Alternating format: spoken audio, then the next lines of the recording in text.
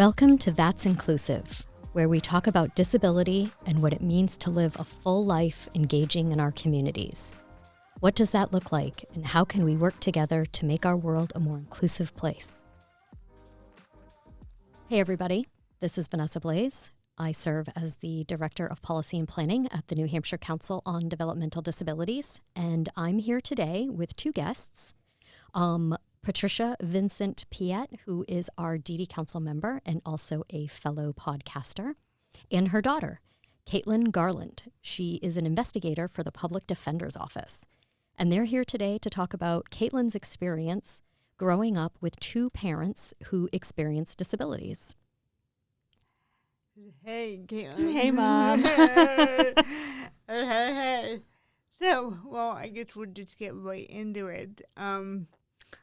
I was just going to ask you, generally, what's it like growing up with parents with a disability, but then I thought, that's a little too general. It's a lot to say in that, yeah. Yeah.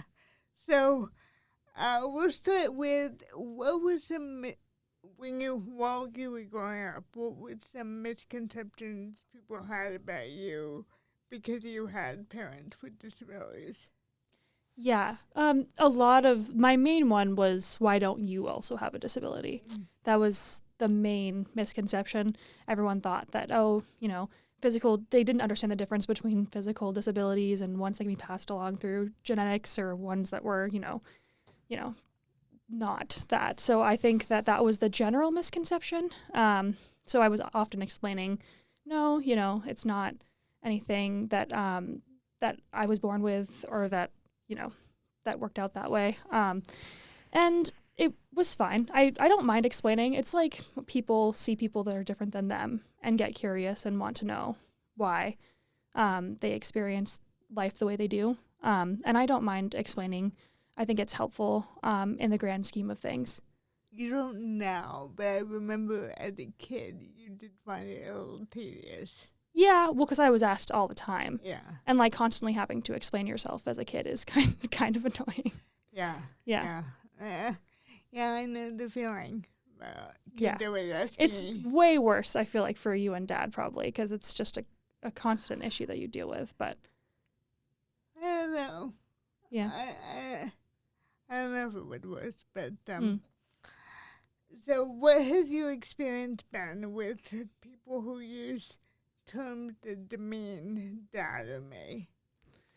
Yeah, that was harder because it's that's not a general curiosity anymore. That's people being malicious on purpose or that I definitely struggled with a lot. I think I've told you this story, but when I was younger, I can't remember what grade. I was definitely in middle school, and I was in Manchester at the time. We were living in Manchester. And this kid in my class, he used the C word. And to describe his injury that he had recently had, he's like... I did verify. She means crippled. Yes. Just he said that... people don't know. We're trying not to use the word, but I want to make sure that people know. Yeah. What you're referring to. Yeah, and I mean, the R word as well was thrown around a lot as well. But I feel like in that situation specifically, he was referencing to an injury that he had gotten, and he said that in front of the entire class. And this is a memory that I have, so it's kind of vague memory. I'm not as, I can't remember everything, but I do remember standing up to him and be like, oh, you shouldn't say that. My dad's in a wheelchair and you are not, experiencing that. And I explained that it was I'm sure I didn't explain it well because I was only 11 or I was young at the time. And, but the teacher, I remember the what made it worse was the teacher was like, oh, he's not talking about your dad, and trying to almost justify the child's actions, which was really weird. So I think that watching an adult do something like that made it even worse, and shutting it down and making me feel like I was in the wrong in that situation was bad. So after that, it kind of got more difficult for me to confront people on situations. I think that's kind of the starting point, because I before then was very vocal about when people ever use derogatory language towards people with disabilities. I would often speak out and be like, you shouldn't say that, that's not, or if it was just not even meant to be at someone with a disability if it was just, they were just saying it, because people often use the R word all the time, I feel like, still, even though it's obviously not a word that you should use. But as I got older, it got harder to confront people about it, and I think a lot of it had to do with like that particular situation being shut down by someone who I feel like in the situation should have used it as a teaching moment. You know what I mean? Someone in authority who you thought had your back and didn't. Right. Yeah. So, like, as an adult now, like, we've moved into a place where we talk about ableism. We talk about those things. We have, like, a little bit of better language around that. Do you think that that's what makes it easier for people to be able to be more outspoken about it, is because they can actually name what they're doing? I think so. I think also when the R word kind of like left, it was no longer used as a medical term, and people really started advocating for the fact that it should not be used in a derogatory way, or just in general it shouldn't be used because it is seen as a derogatory word. I think that impacted it a lot. But yeah, I think having the language to tell people why and explain, hey, this is why you shouldn't say this, but doing it in like a respectful way, like, and saying, I know your intentions weren't to, you know, it's like the same thing of like swearing or using any sort of other word that that can be seen as derogatory. If it upsets someone, just don't use it, obviously. But I think explaining it and having the language is definitely helpful now as you're older. Because as a kid, I definitely did not have those tools, for sure. Well, I don't think anybody did. Well, and when you were young, I don't think if you would have used the word ableism, I don't think anybody would know what you were talking about. Right. I mean, ableism was not understood. Yeah. Really. I don't even think disability was commonly used. I think handicapped was still. When you were a kid? Maybe. People still use that word. Yeah, they still do. Yeah. But but I think it was not as commonly used as it is now. Yeah. From my memory, but. Yeah. Things change. So, when you were growing up, is there anything that you felt like you missed out on because you had parents with disability? Anything? Because I can think of lots of things that I thought that you missed out Really? on. I guess I just don't look at it that way. I don't think about it in retrospect a lot. I did have time to reflect on it recently when I had, there was a trend that was going on TikTok a while ago. I think I made like a whole Facebook post about it because I was very upset. And I talked about my entire history, basically, like growing up with both you and Dad. And in that post I said, I just saw that I had parents. I didn't really ever think of you as different. I knew that, like, obviously, like, you had disabilities and that was apparent, but it just didn't feel like I was lacking something because of that, if that makes sense. And I was able to do a lot of things that, like, every kid did. I went to public school, went to Concord High School. And then I also did theater, which is, I did sports, like, vaguely, but I just didn't personally like them. Yeah. And you were like, nope. Yeah. Not for me. Not for me. I tried track and then soccer, and soccer was all right. But yeah, I thought, you both were very supportive of all. I was able to make decisions on what I wanted to do, like in extracurricular. When it came to, I had normal friendships, like Jenna and my friends never really, like. I know Jenna asked, I think, when we first started as friends, like, what was the situation. Mm-hmm. But after that, like, it was never brought up again, and she treated you guys the same exact way she treats her own parents, I feel. Like, she's basically like my sister. So and I think that she's also, I feel like, more aware of the way that people with disabilities are treated because of that. So I don't know. I don't think I've lacked anything, for sure. Well, that's nice to hear, because as a parent with a disability, when you watch things that other people can do for their kids, like when it was time for you to learn how to ride a bike, I couldn't ride a bike. I couldn't show you how to ride a bike. So, or going on vacation, we really didn't do that because it was, so it's nice to hear that you remember it better than I do. You know, and maybe it's because I was an adult, so I was aware. Maybe. Yeah, and I think we had a lot of support, like familial support from other people in the family. So I don't think that, like I went on vacations with Grammy and Gramby. I mean, I went to Disney that one time with my cousins, and I think I went on other smaller like vacations here and there with like friends and stuff. You know, but like personally, even now as an adult, I don't find vacations to be like. I like traveling, like I like the thought of it, but it's so exhausting when you're doing it. Like when we went to Universal in last February, that was really fun, but I was so tired.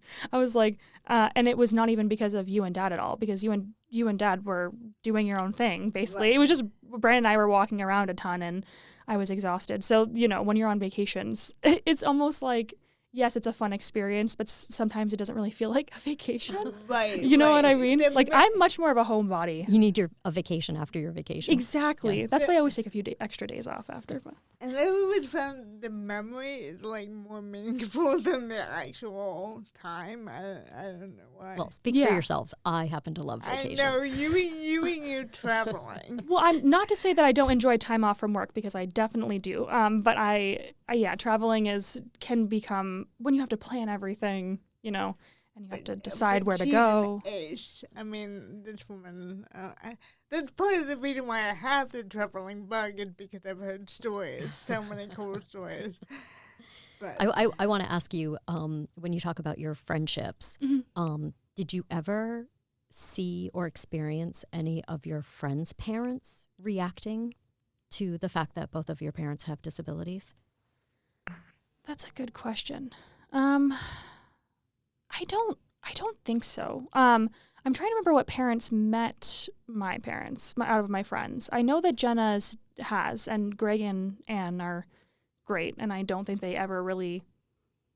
Well, Anne also was a nurse, so like that, her background may have like maybe didn't find that a family nurse too. I think she worked for family doctors, not like, I know like hospitals and stuff that can become a little gray when it comes to. Because I know you haven't had the best experiences with hospitals necessarily when it comes to Dad's care. No, but I have no idea. Yeah, but I'm trying to think of any other. When they would come, when you and Dad would come to see shows, like when I was doing theater, I feel like maybe we got the odd look every now and then, but I don't think it was like, no one would have the guts, I feel like, to come up and like directly address us and be like, you know, asking me questions about my family. It's mainly the kids, I feel like, because they're generally like curious, and it's never like with malicious intent, is always how I saw it as a kid. Well, now in retrospect, I'm sure when I was a kid I was irritated by it, but the parents were always respectful, I think. When you were a kid at the theater, I remember like some of the parents were just as cliquey as their children were, so I would end up sitting all by myself. But I don't think that had anything to do with me having a disability. I think they were just... That's just kind of the theater culture for you. The theater culture is very high schoolish. At least it was at that time. Well, and also the theater that I was involved with was like, you're going to go professional, you know what I mean? Like that kind of like, not competitive, it was pretty competitive, but now it's a lot more, now that I do like more community-based theater, I enjoy it a lot more. I think that it's definitely more about like the community and like building a community together versus you're wanting not all the roles in competition. Exactly. We all lift each other up. It's been a lot more of a positive experience now that I'm not doing theater as like, or pursuing theater as a career, for sure. Right. Can you think of any way that having parents with a disability, do you think, sorry, the question, can you think of any way that it benefited you? Benefited me? That's a good question. I mean, I was thinking that it made you a lot more open-minded. Like you wouldn't jump to conclusions about people. Yeah, I was definitely more aware of the fact that there are communities of people that look and sound different from me. I think that I wasn't quick to judge people with disabilities too. You know, I never assumed someone's disability, or I never assumed that, oh, they must have a physical disability or a cognitive disability. You know what I mean? I never like automatically assumed that about people with disabilities.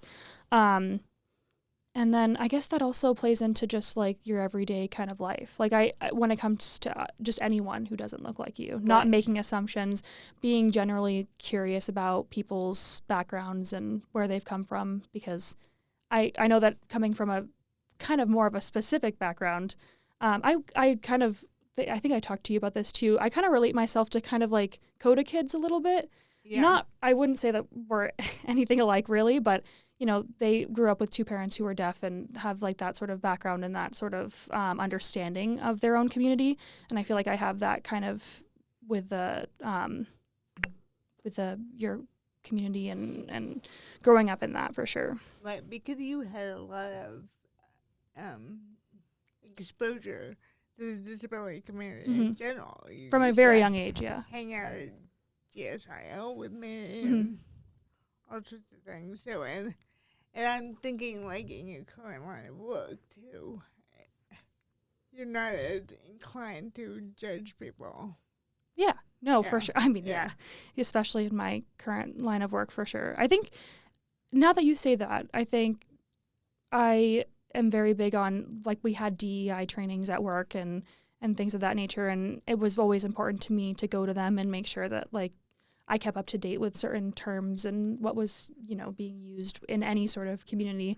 And, you know, being an investigator for the public defenders, seeing the disproportionately, like, affect the way the justice system is disproportionately affects people who do not have a lot of money, who are indigent. That's, like, the point of our job, essentially. You definitely have to have a more open mind for that kind of work, and I'm of the mind that everyone deserves representation. So that's why I do what I do. I know people are sometimes judgmental of that, but everyone has their own opinions on it, I guess. It's definitely a whole other topic of. How has the lack of paid caregivers in the state affected our family, do you think? Oh, God. Greatly. This has been an issue since I was a kid, I feel like. I mean, we had Tracy for a long time, luckily. Yeah. Who was a caregiver who worked with my dad for a while. And that was great because she knew Dad really well and she knew, like, what he needed. And it was almost like getting into that routine was easy because she already knew what to do. Every time you have to hire a new person, they have to learn the routine, they have to get into it, and they have to, you know, be comfortable with everything. And it's a lot to teach someone over and over and over again, especially with such high turnover that you are experiencing and I see. It also affected us recently because you were Dad's primary caregiver essentially at the moment when it comes to AIDS and whatnot. And when you broke your wrist, you couldn't help him get up anymore. So I had to, like, come for a few weeks and help out with that, which was totally fine. And I knew that the day would come, you know what I mean? Because I know that the state, unfortunately, does not pay people enough to keep people in those jobs. And even if I know that you're with a different program now that's not through the state, but they pay a little more, but they don't have great benefits. So it is through the state. So it's the same funding stream. It's just a different middleman. Right.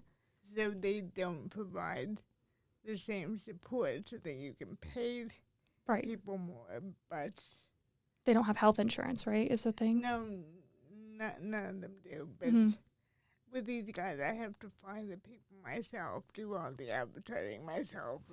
Right. And, well, even just, like, not even having health insurance for any of them is so, like, you're never going to keep someone long term in those positions. Like, we could have a podcast just on that topic. Yeah. No, for sure. I want to ask you, because you said I knew that day would come, or I knew that time would come. And so can you expand on that a little bit? Like, yeah. Were in the past when you were younger, you know, that awareness that there was going to be a time come when you would have to be part of the caretaking? Yeah, I think I didn't think about it as much when I was a kid. It definitely was like a more recent. I remember when Dad had his first heart attack. I think that was like when I knew that, Tracy wasn't going to be around forever. And then I knew that it's so like with the difficulties that they face in hiring caregivers or aides. I just knew that I would probably have to step up and help, and it never really bothered me because I just knew that that was something that they might need, and I didn't want them to feel like it was a burden ever because I don't know. There's a lot of stigmatism. That's not the right word. Stigma around. Sorry, I misspeak so often, so I'm going to use the wrong word. Join constantly. My club. There's a lot of stigma around caring for the elderly, I feel, and then add people with disabilities on top of that. It just becomes like a whole like wild concept to America for some reason because we really don't care for our elderly, I feel like, as well as other countries do, for example. But I want to be there for my parents because I knew that from a young age that would probably have to be the case, and it never negatively impacted me. I think that it will only like bring us closer as I get older, if that makes sense. Mm-hmm. And so like I believe you have a partner. Yes. And so I'm curious, have you had conversations with your partner about, as my parents age, that they're probably going to need more care? Mm-hmm. Is that ever a conversation that goes on between you? It is. Well, yeah. When you want to like potentially marry someone, you always have to like discuss those sorts of things. But he's very supportive of me taking care of my parents if that's what if I want to do or need to do. Nursing homes are not, they're just not what I would like for my parents. You know what I mean? Like, I know that may have to potentially be like a part of the conversation in the like way future. But I think I would prefer to help as much as I can personally. And when it comes to Brandon, his parents have a very different outlook on like that sort of idea of like ending up in a nursing home and all that. And I won't like share their opinions here, but we definitely do have like some sort of differentiations. But he also has two brothers, and I'm an only child, Mm-hmm. so we definitely grew up in very different families and very different backgrounds. So it's interesting to see how those affect our conversations and about how we're going to approach things as our parents get older and what we're going to do. But yeah, he's very respectful and always knows that I'm going to do what I want either way. Well, that's a good step. Yeah, so I'm pretty stubborn, but we definitely compromise on a lot of things. But that was one thing I won't compromise on for sure. Mm-hmm. Yeah. Well, that's beautiful. It really is. So you answer my next question. So, some have suggested, Some have, yes. that an answer to the caregiver crisis is to create more congregate housing, and you know what I mean by congregate housing? That's basically like putting people in assisted living, essentially, right? Not necessarily. I mean, it can be like, remember where Dad lived? Oh, yes, when yes. we met him? That would be considered congregate housing. Mm-hmm. Or it can be like a group home. Right. Anytime that you have just people with disabilities living in a certain space. Mm-hmm. Some have suggested creating, and I think that this person had in mind like group homes. Mm. More of that would be a good solution for the caregiving crisis. Do you have any thoughts on that? That's such a weird take. Let's just put everyone together so it's more convenient for me, is how it reads. Versus, like, it just doesn't make any sense to me. It's just taking away people's independence to live on their own and, like, set their own paths. Like, you're basically forcing people into a living situation that they may not want for the convenience of care. And that just, I don't know, that sounds like a really bad take. Right, and say Dad had been living in like a group home when we met him. I mean, what are the odds that we would have met him? and like, how do you get married and have a family if you're living, even where he lived before? The one-bedroom apartment, basically? We couldn't have moved in there with him. No, we couldn't have, yeah. And so we were just fortunate enough that we both had the income that we could find another. And there was a brand new apartment building. But we had to move into like a really expensive apartment building. Yeah, I remember. It was a nice apartment. Brand new. Yeah.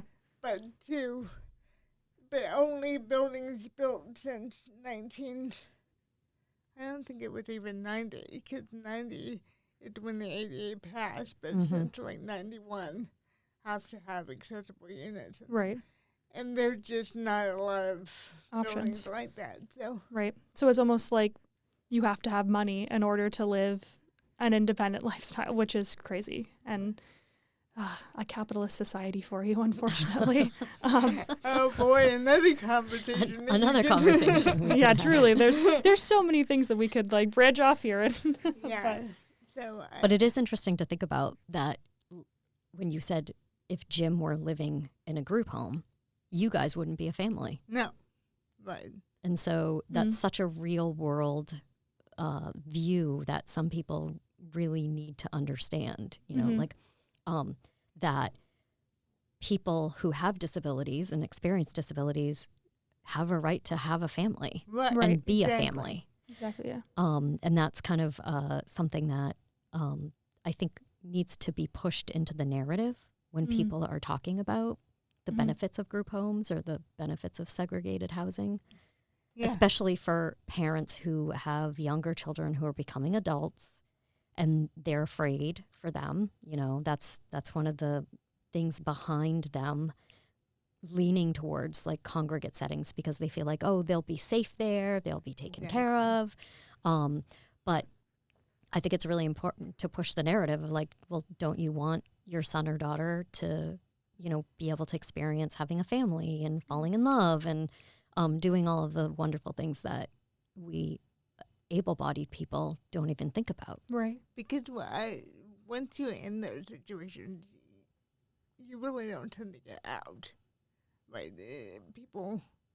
There aren't many people living in group homes that then move to a less segregated setting. That's pretty rare. Yeah, no, it's very difficult to reverse that situation. Right. Yeah. I mean, I remember too when I don't know if you ever read the article that I wrote on your mom and Jim about how they met and yes, you did. Yes, I did. And sorry, they're getting married. It was a a few years ago. Yeah. But I think I remember it was at my office. Yes, it got at the public defenders. They this was before I became an investigator, and I was handing out the mail, and it came in the mail, and I put it in all the attorneys' boxes, and I was like, it's my mom and dad. That's so awesome. Yeah, that's so great. But I remember someone had read it, and they have two very young children, both who experience disability.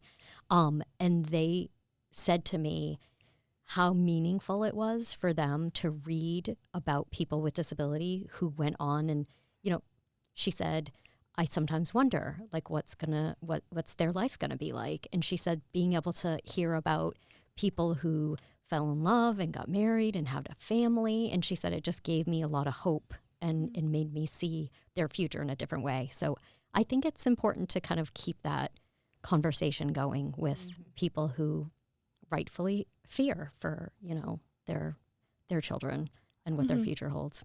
Yeah, I definitely agree. That's why I feel like becoming more involved in the community definitely helps, because you can get all sorts of different perspectives and how it can work out for anyone. Yeah, and your perspective is really valuable. Thank you. Yours too. Oh, thank you. Oh, boy, the one that's cute. Do you have any advice for people with disabilities who may be thinking about having children? Oh my God, do it. If you want to have a child, you should. I don't think anyone should be limited to. I know even right now the financial state of the world is pretty bad, so I understand that there's a lot to consider when you're having a kid, but I feel like everyone should have the right to have children, no matter what they experience in any way, the shape or form. So you're saying we didn't mess you up too badly? No, you didn't. You really didn't. I think I turned out pretty good, Mom. That was loud. Yeah. Whoops. Yeah, I mean, I'm impressed. So thanks, Mom. I think every parent worries about how much they mess up their children. Oh yeah, that's not exclusionatory is not a word, but I'm misspeaking. It's not exclusive to the any sort of community. I feel like everyone worries about that for sure. Me contemplating having kids, is a part of that too, I think. Right. Especially since you were at that age, not where you're having kids, but where a lot of people around you are having. Yeah, and are dead set on having children too. I'm like, how can you? I don't know. I've always been like back and forth, like, oh, I do really love kids. I think it'd be great, and then I'm like, but so much money and time, and it's definitely worth it. I can see that it's worth it, but it's going to take a little bit longer for me. I'm so indecisive as a person in general. Once it happens, it happens. I know. There's no going back from there for sure. You but get real decisive real quick. Yeah, right. So just to wrap things up, is there anything else that you just want to add? I like to give people a little bit of time at the end just to say anything that they feel like they wanted to have a chance to say. Yeah. Thank you for having me. It's been really fun. I don't get to talk about this topic a lot. I feel like it's kind of just become a part of who I am. And it's so hard to put into words to describe like my experiences and when it's just the way I've lived my whole life.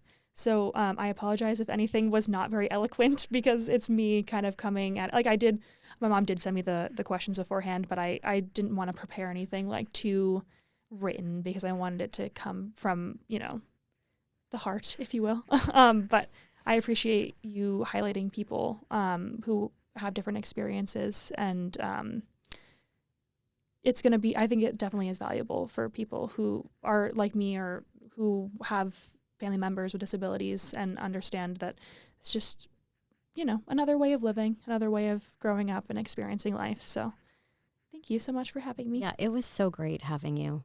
Thank you. Really. Thank you for coming. It was great, Katelin. Yay. Thanks, man. It's definitely a perspective that a lot of people don't get to hear about. There's a lot of conversation around what it's like to be a parent with a child with a disability, but we don't really get to hear a lot about being a child of parents with disability. Yeah. So we really appreciate you coming. Yeah, I don't know if I've ever heard. I know that people have written about it because I think I've gotten asked a few times in the past, but I don't think I've ever seen someone. Well, I'm sure it's happened, but I'm definitely not the first. But yeah, thank you so much. I appreciate it. Great. Do you have anything you want to say? I just want to let you know how much I appreciate you coming in, Katelin, and thank you for helping out Vanessa. It's been great. I even learned some new things that I hadn't thought about before, so that's been... Thank you for joining us today. I'm Vanessa Blaze, and this was a production of the New Hampshire Council on Developmental Disabilities, produced by Isadora Rodriguez-Legendre and Vanessa Blaze, with many thanks to Josh Hardy and the rest of the crew here at Concord TV. We love to have guests with differing perspectives. These views are personal and do not necessarily represent those of the DD Council.